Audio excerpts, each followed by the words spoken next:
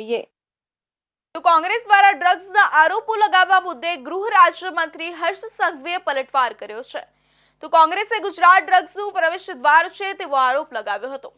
ત્યારે હર્ષ સંઘવીએ સવાલ કરતા કહ્યું કે કોંગ્રેસ પકડવા ગયું હતું ડ્રગ્સ.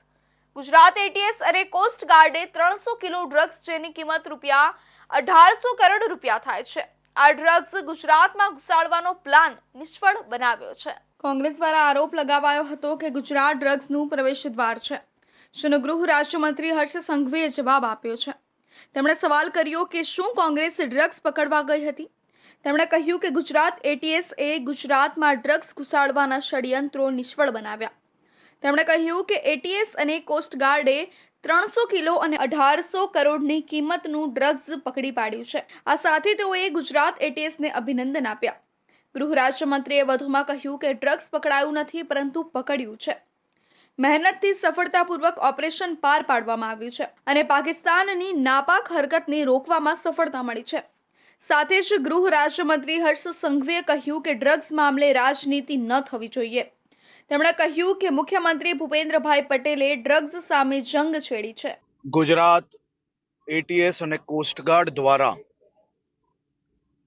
પાકિસ્તાનમાંથી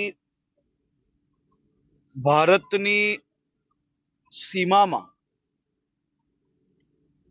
300 કિલો 1800 કરોડની કિંમતનું ડ્રગ્સ ઘુસાડવાનો પ્રયાસ નિષ્ફળ કરવા બદલ હું ભારતીય કોસ્ટગાર્ડ અને ગુજરાત એટીએસની ટીમને ખૂબ ખૂબ અભિનંદન પાઠવું છું. ગુજરાત પોલીસના આ ચુનિંદા અધિકારીઓ જે ભારત પાકિસ્તાનની દરિયાઈ સીમાઓ પર છેલ્લા અનેક દિવસથી માહિતીના આધારે વોચ ગોઠવીને આ અતિ મહત્વનું ઓપરેશન સફળતાપૂર્વક પાર પાડવા બદલ